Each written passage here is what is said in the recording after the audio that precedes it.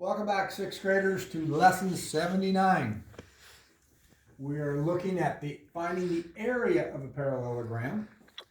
And to find the area of the parallelogram is not much different than finding the area of a rectangle or a square.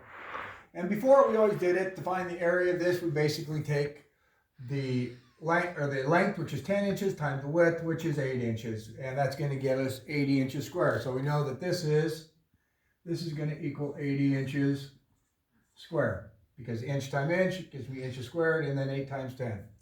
Now what we want to do though is figure the parallelogram. Well, I'm going to just kind of change things a little bit. And here's that very same shape that you see right there. I drew it out, kind of made a duplicate of it.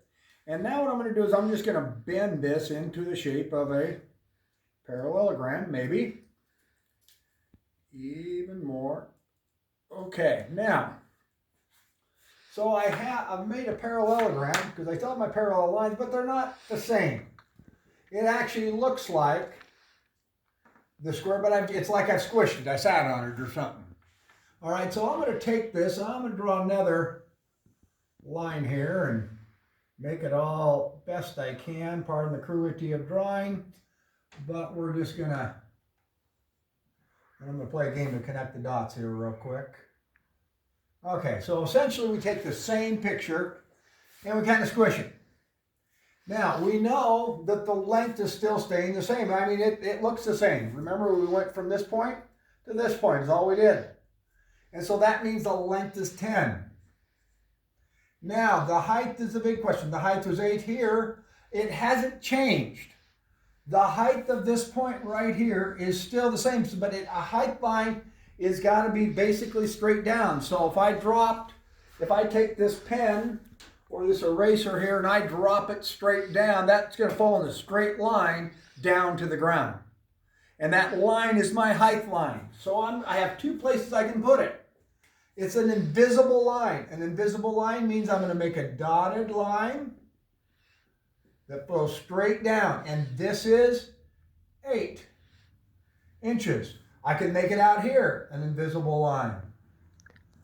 And this is an 8-inch height line. Either one I can use. They work the same. So because the slanted line is not, a slanted line that I have here doesn't give me an accurate height because it's at an angle.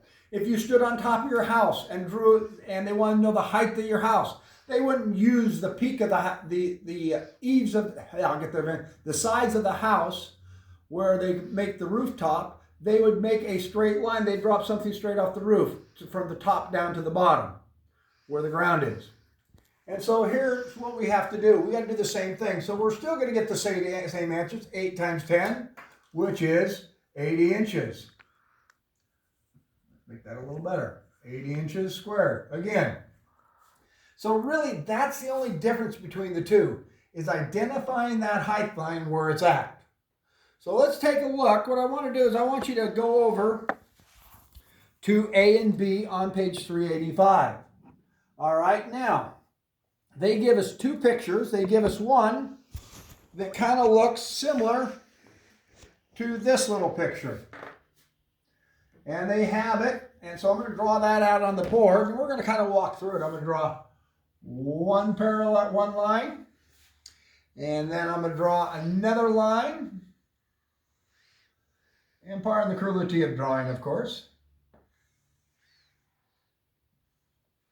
All right, so we have, and then we have 12 here, and we have 8 here. Now, again, if you want to pause this to try to figure out the perimeter of the area and the area of each parallelogram, you can do that ahead of me. You can pause it and see what you come up with. But I'm doing A first, because what I want to do is walk through this. So, for example, these are the actual lines of the parallelogram. But remember, we've got to make our height line. So I'm going to make it in the middle this time. And I got to figure out in there, and they give a height line on that one on letter A, which is, in fact, I'm going to do it just like the book so it doesn't confuse you anymore. They did it out here. And they put 10, and this is meters. So let's get it all right the same way. Sorry about that. and meters. So they gave a height line. The height line is used to calculating the area. Now, we have 8 inches or 8 meters here, 12 meters here. That means if this is 8 meters, this has got to be 8 meters. This is 12 meters, and this other diagonal line has to be 12 meters. Now, for figuring the perimeter, I want the actual lines. Okay? So that means the actual lines of this parallelogram is this line, and this line, and this line. Those are the actual lines. So the perimeter, same rule of thumb. We have 8 times 12, or excuse me, we have 8 plus 8 plus 12 plus 12. Just like we had before, calculate all those together, which is, if we figure that all out, we have, well, we can pull the 10s out, we got 20, that's 20, which is going to be 40 meters. So my perimeter equals 40 meters. Okay? Now, that's for the perimeter. Now we want to know the area.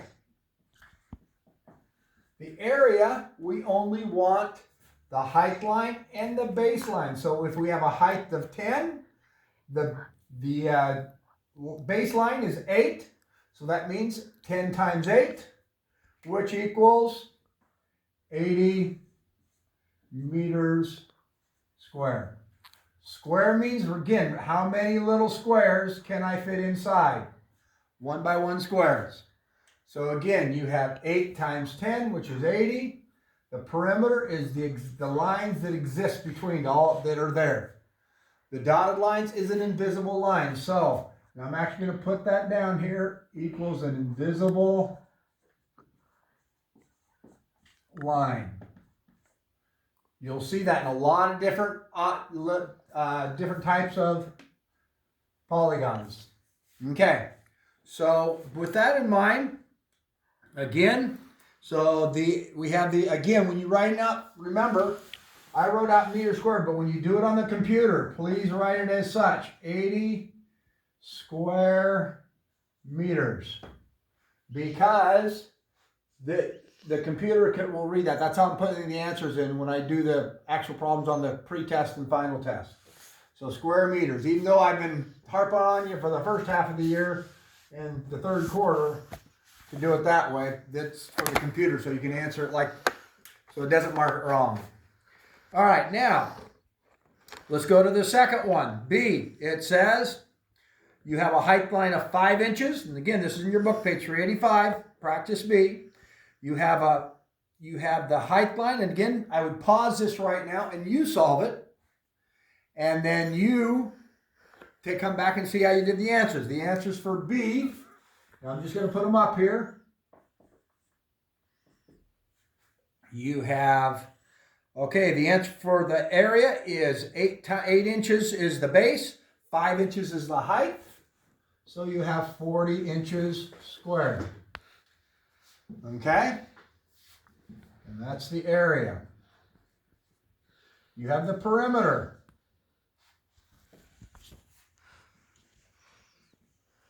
Which is, again, perimeter, you have 6 on one side, you have a base of 8.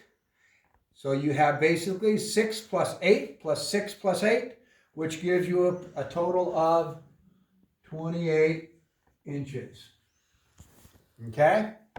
So again, the perimeter is making each side, and this is letter B.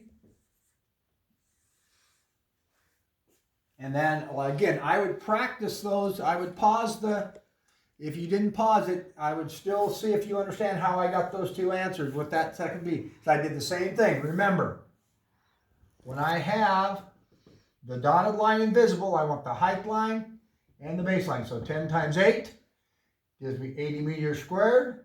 And then the perimeter is 8 plus 12 plus 8 plus 12, which is what I did there, which gives me perimeter equals 40 meters. And this was for A.